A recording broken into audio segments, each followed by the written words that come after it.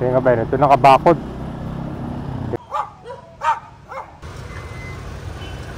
Ito nakabakanting lote. Marami na nagsabi daw dyan daw gagawin yung temple. Saan siya? Madalas nakikita nyo dito sa estero ng Manila ay puno pa ng mga bahay. Tapos yung estero mismo ay napuno siya ng basura. Pero itong kabilang side naman, ito na yung na-develop na. Dati puro mga kabayan din ito. Ngayon meron na siyang linear park. At itong feature natin ngayon ay isa sa mga esteros dito sa Manila na malinis at nagkaroon dito ng redevelopment. Nandito na tayo ngayon sa Binondo, Manila. Pupunta natin ngayon ang one of the cleanest esteros in Manila. So meron din ginagawang development din. Alam ko magkakaroon din ng yata ng temple. Pero tingnan natin yung latest sa update ngayon. Ito na yung papunta sa may Ongpin Street.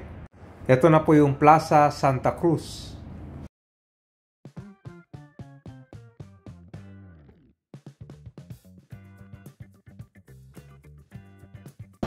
O dito lang kabayan pagka kondo sa plaza, kakanan ka na dito. Ito yung papuntang Tetuan Street. So ito yung panibagong ginagawang development. Dito yun sa Estero de la Reina.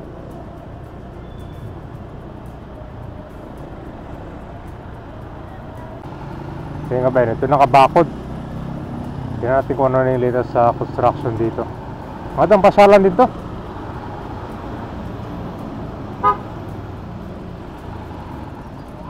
Nandito na tayo sa Tetuan Street. So ito po yung latest progress nitong Binondo Canal and Temple. So ito siya kabayan, halos yung both sides itong bridge ay meron na siyang design. Ito naman yung Estero de la Reina. Ito naman yung design kabayan ganyan, no? Ganda.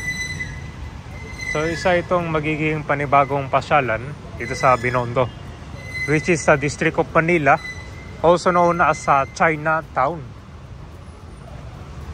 So ito yung malapit na dun sa plaza na inuputan natin kanina. Natin natin sa unana. Ito na yung tulay, oh. Ito nakabakanting lote. Marami na nagsabi daw dyan daw gagawin yung temple. Pero so far ngayon wala pang construction.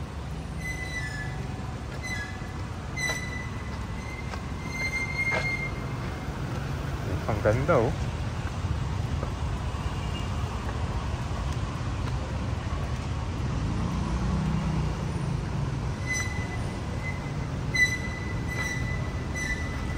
May bumagsak na puno dito. Tapos tinanggal na lang siya.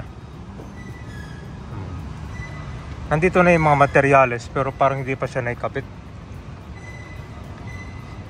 Itong dating, ito merong gusali dati ito na demolish na.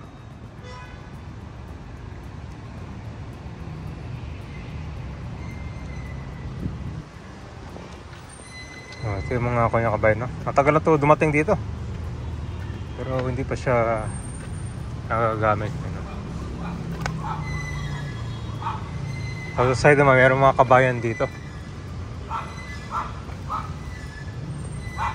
Ano, para ka nasa gubat, oh. Hindi mo ramdam yung init dito.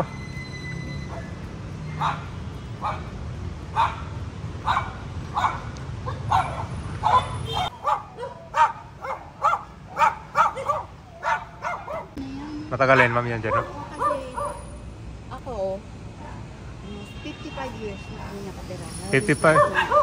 Dito na pinag-. 55 years tayo dito? Yes. So anong itsura nito dati, ma'am, itong nilakaran natin?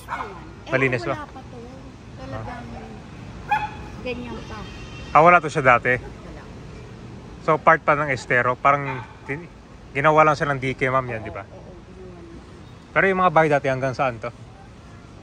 hanggang dito talaga. Hanggang dito? Matagal na yung building na yan, eh. Tagal na yan? Oo. Dalaga pa ako, nandito na ako. Tagal na pala kayo dito, ma'am, na? Yan, wala pa yan, yan. Etong mga puno na to, wala pa to. Paano lang, pinalaki nila siya. Oo. Sa kabila, ma'am, may mga bahay din dyan dati? Wala. Wala na? Talagang Bakante open lang, open lang. Ano-ano na lang sila. Pero yung mga kahoy na yan, wala yan. Ito mga puno? Oo, wala yan. No. So, paano pinalaki ito, ma'am? Tumubo na lang. Ito lang ang puno dito. Ayan lang? Parang pusa lang siya lumaki. Bukod tanging puno dito. Eto, wala tunog.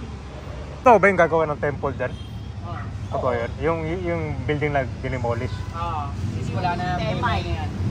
Pero ngayon, alos wala pang progress, di ba? Wala nang ano. Sino yung mga naglilinis dito sa estero, sir? Barangay. Barangay? Kanya-kanya. Kasi yung mga bahay po, nasa kwan talaga. Nasa ilog na. So, nadaan naman yun, sir. So, ito yung one of the clean esteros in Manila. Ito mga kabayan na napaka-organized dito, yung mga basura nila, hindi talaga tinatapon kahit saan. So, meron mga pailinan dyan, pero ito kasi siya, mini-maintain ng mga taga-barangay kabayan na yun. Ito sila nanay dito, matagal lang nakatira sa bahay. Mahigit more than 5 decades na. Tapos itong nahigitan yung mga dragon kabayan, sila yung nagpa-perform din pala dito sa mga iba't ibang Chinese events. Yan, pakita ko sa inyo yung mga dragon dito. Ito, kompleto. Halos sa isang pamilya to sila dito.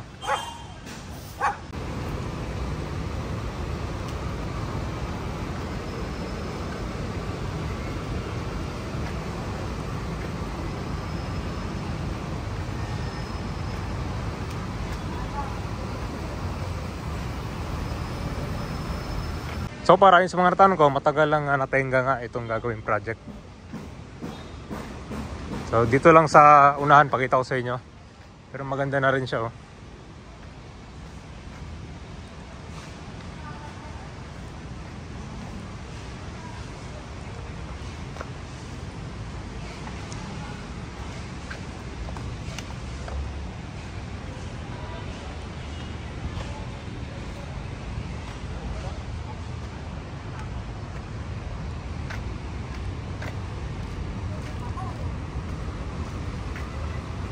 Yan, yung mga iba't ibang design, oh.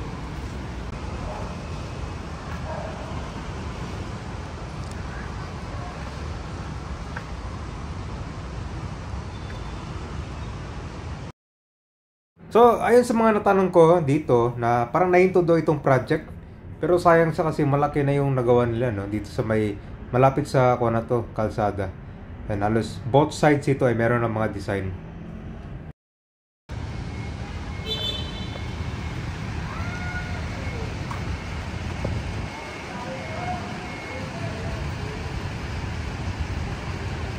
Alright guys, nandito na tayo sa kabilang side naman. Ito yung part ng Estero de la Reina.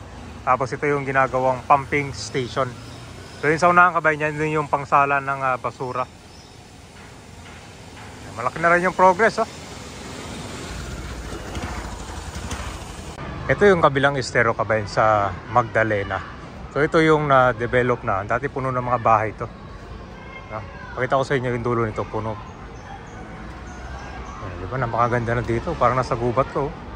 Yung kabayan, diba? Puno siya ng basura dyan.